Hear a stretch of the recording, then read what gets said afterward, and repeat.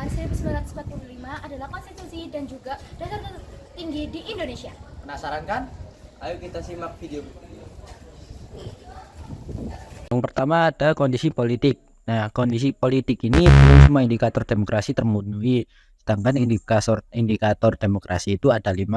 Ini menurut Avan Gafar, yaitu 1. Akuntabilitas, kedua rotasi kekuasaan, ketiga rekrutmen politik yang terbuka, keempat pemilihan umum yang dilaksanakan sebagai wujud pelaksanaan rotasi kepemimpinan, dan yang kelima yaitu yang terakhir pemenuhan hak-hak dasar. Nah, yang kedua ada sidang PBU-PK. Nah, hasilnya itu ada 1. Para pendiri bangsa menunjukkan komitmen kuat terhadap demokrasi. Yang kedua, Muhammad Yamin mengusulkan asas perikerakyatan. Yang ketiga, Ir Soekarno menegaskan bahwa UUD ini adalah Undang-Undang Dasar Kilat yang disusun secara darurat dan sementara. Struktur UUD 1945 dibagi menjadi 3. Yang pertama, Mukadimah Konstitusi yang dinamai bagian pembuka. Batang tubuh konstitusi yang terdiri atas 15 bab dalam 36 pasal dan juga bagian penutup konstitusi yang terbagi atas 16 bab pada pasal 37 tentang perubahan Undang-Undang Dasar, aturan peralihan dalam 4 pasal dan juga dalam 2 ayat. Yang kedua, ada pembukaan dan pasal-pasal UUD 1945 yang kemudian dijelaskan oleh Profesor Dr. Mr. Supomo. Yang ketiga, ada UUD 1945 yang diterbitkan dalam Berita Republik Indonesia tahun 2 nomor 7 pada 15 Februari 1946. Lalu, ada keputusan PPKI. PPKI adalah Panitia Persiapan Kemerdekaan Indonesia yang dibentuk pada 7 Agustus 1945 oleh Jepang. Keputusan PPKI ini ada beberapa hal. Yang pertama, PPKI menetapkan UUD 1945 pada tanggal 18 Agustus 1945, yang dimana hal ini telah menandainya dimulai pemerintahan negara Indonesia yang merdeka. Yang kedua, memilih presiden dan juga wakil presiden. Dan yang ketiga, membentuk BKR dan juga KNIP. Yang keempat, menentukan pembagian wilayah Republik Indonesia serta jumlah departemennya. Dan yang terakhir, setelah tugasnya selesai PPKI akan dibubarkan. Peran KNIP yang pertama, KNIP menjalankan tugas pemerintahan hingga terbentuknya Majelis Permusyawaratan Rakyat atau MPR, Dewan Perwakilan Rakyat atau DPR, Dewan Pertimbangan Agung atau DPA. Lalu maklumat Wakil Presiden nomor 10 pada 16 Oktober 1945 yang berisi KNIP diserahi kekuasaan legislatif dan menetapkan garis-garis besar haluan negara atau GBHN. Pada 17 Oktober 1945 dibentuk Badan Pekerja KNIP atau BPKNIP untuk membentuk MPR dan DPR. Lalu yang terakhir ada maklumat pemerintah pada 3 November 1945 yang berisi usulan pendirian partai politik yang menghasilkan berdirinya 40 partai politik. Perubahan kecil Undang-Undang Dasar 1945. Yang pertama, istilah hukum dasar diganti menjadi Undang-Undang Dasar. Yang kedua, Mukadimah diganti menjadi pembukaan. Yang ketiga, frasa dalam suatu hukum dasar diubah menjadi dalam suatu undang-undang dasar. Yang keempat, ditambahkannya ketentuan perubahan undang-undang dasar. Halo, kali ini kita akan membahas tentang Undang-Undang Dasar Republik Indonesia Serikat atau disingkat RIS pada tahun 1949 hingga 1950. Sebelum masuk ke dalam materi, mari kita perkenalan terlebih dahulu. Let's go! Hai, perkenalkan aku Ibnu Sani Nur Fadila. Perkenalkan, nama saya Muhammad Ezar Nafaldo Saputra. Halo semuanya, aku Salsa Aulia Maharani atau bisa dipanggil Aca. Mari kita masuk ke dalam materi. Let's go!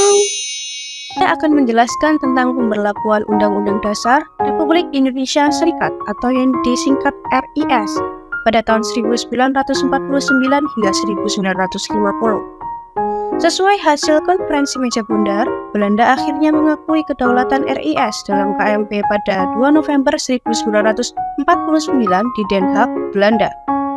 Pada RIS, Undang-Undang Dasar 1945 tetap berlaku, tapi hanya di negara bagian RI di Yogyakarta. Konstitusi RIS berlaku pada tanggal 27 Desember 1949 hingga 17 Agustus 1950 setelah disetujui oleh Badan-Badan Perwakilan Daerah. Pada tanggal 27 Desember 1949 memiliki 3 peristiwa penting. Yang pertama adalah penyerahan kedaulatan di Kerajaan Belanda diwakili oleh Ratu Juliana kepada Muhammad Hatta sebagai wakil RIS di Belanda. Yang kedua adalah penyerahan kedaulatan RI kepada RIS di Yogyakarta. Dan yang terakhir adalah penyerahan kekuasaan dari wakil Belanda kepada wakil Indonesia Sri Sultan Hamengkubuwono ke-9 di Jakarta. Kemudian setelah perjanjian Ryan pada 7 Mei 1949, Indonesia membentuk negara Indonesia Serikat atau RIS pada 27 Desember 1949. Wilayah RIS mencakup seluruh wilayah Republik Indonesia pada waktu itu. Berikut adalah pembagian negara bagian dalam Republik Indonesia Serikat. 1. Negara Republik Indonesia. 2. Negara Indonesia Timur. 3. Negara Jawa Timur. 4. Negara Pasundan. 5. Negara Madura. 6. Negara Sumatera Timur. Dan 7. Negara Sumatera Selatan. Selain 7 negara bagian ini, terdapat 9 daerah otonom dengan status yang lebih rendah. Selanjutnya, dasar hukum konstitusi RIS atau Undang-Undang Dasar Republik Indonesia Serikat 1949, yakni konstitusi RIS mulai berlaku berdasarkan keputusan Presiden Republik Indonesia Serikat nomor 48 pada tanggal 31 Januari 1950, yang terdiri dari 3 bagian utama, yakni 1. Mukadimah, berisi 4 alinea termasuk dasar negara Pancasila. Kemudian bagian batang tubuh terdiri dari 6 bab dan 197 pasal. Yang terakhir yakni bagian lampiran melengkapi ketentuan dalam konstitusi. Kemudian ketentuan pokok dalam Undang-Undang Dasar Republik Indonesia Serikat 1949 adalah 1. Bentuk negara serikat, sedangkan bentuk pemerintahan adalah republik. 2.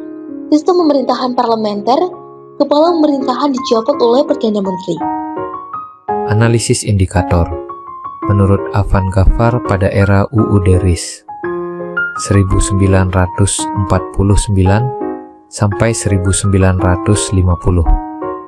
Meskipun UUD RIS adalah konstitusi yang berbasis federalisme dan memberikan beberapa ruang bagi demokrasi, pada masa itu Indonesia masih dalam masa transisi dari kolonialisme menuju kedaulatan penuh, sehingga penerapan prinsip-prinsip demokrasi modern belum optimal. Contoh-contohnya: 1. Akuntabilitas masih terbatas, karena banyak keputusan yang masih dipengaruhi oleh kepentingan elit politik yang baru saja terbentuk. 2.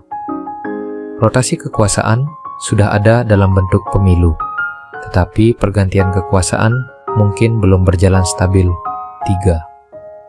Rekrutmen politik terbuka tidak sepenuhnya diterapkan, karena proses politik masih dipengaruhi oleh elit dengan Belanda. 4. Pemilu mulai berjalan tetapi baru dalam fase awal 5. Hak-hak dasar seperti kebebasan berpendapat dan pers mulai diterapkan, namun belum sepenuhnya kuat karena situasi politik yang fluktuatif. Tuntutan rakyat kembali ke NKRI. Selama konstitusi RIS diberlakukan, banyak aspirasi yang muncul dari negara bagian untuk kembali bersatu dalam Negara Kesatuan Republik Indonesia (NKRI). 10 Februari 1950, DPR Sumatera Selatan menyerahkan kekuasaannya pada Republik Indonesia, dan kemudian disusul dengan negara bagian lainnya yang akan menggabungkan diri ke Republik Indonesia. Setelah hal itu hanya tersisa 3 bagian negara, yaitu Negara Republik Indonesia, Negara Indonesia Timur, Negara Sumatera Timur. Pada April 1950, kemudian diadakan konferensi dengan 3 pihak tersisa dan menghasilkan keputusan akan menghapuskan negara-negara bagian dan membentuk Negara Kesatuan Republik Indonesia. Disepakati secara resmi pada 19 Mei 1950 oleh Mogolong, Hatta, dan Perdana Menteri Republik Indonesia. Akhirnya, 17 Agustus 1950 disepakati kembali ke bentuk negara kesatuan.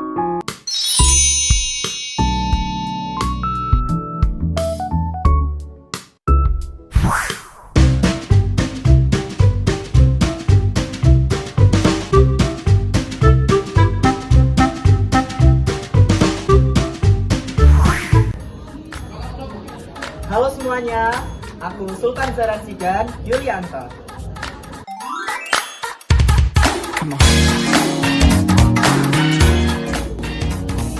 Halo, perkenalkan, aku Afenia Ribisharu.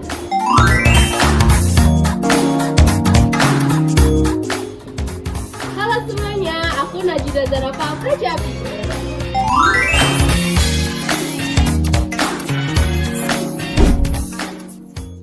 Halo semuanya. Pada video kali ini, kelompok kami akan menyampaikan kembali materi yang telah disampaikan oleh kelompok 3. Materi yang akan kami sampaikan yaitu materi tentang pemberlakuan Undang-Undang Dasar Sementara tahun 1950. Penasaran apa saja yang disampaikan sama kelompok 3 kemarin? Di sini, kami akan menjelaskan ulang. Jadi, simak terus video kami sampai selesai. Selamat menyaksikan. Latar belakang. Latar belakang terbentuknya UUDS 1950 karena dibubarkannya RIS. RIS dibubarkan karena adanya demo besar-besaran dari rakyat yang menuntut kembalinya Indonesia menjadi negara kesatuan Republik Indonesia. Konstitusi tersebut dinamakan sementara karena hanya bersifat sementara. Menunggu terpilihnya Dewan Konstituante hasil pemilihan umum yang akan menyusun konstitusi baru, hal tersebut tertuang pada Undang-Undang Nomor 7 Tahun 1950 tentang perubahan Konstitusi Sementara Republik Indonesia Serikat menjadi Undang-Undang Dasar Sementara Republik Indonesia dalam sidang pertama babak ketiga rapat ke-71 DPR. Kabinet Masa Undang-Undang Dasar Sementara tahun 1950. Pada masa Undang-Undang Dasar Sementara tahun 1950, gejolak partai mengalami pergolakan. Bahkan kondisi politik menjadi tidak stabil, sehingga kabinet pemerintahan terkena imbasnya.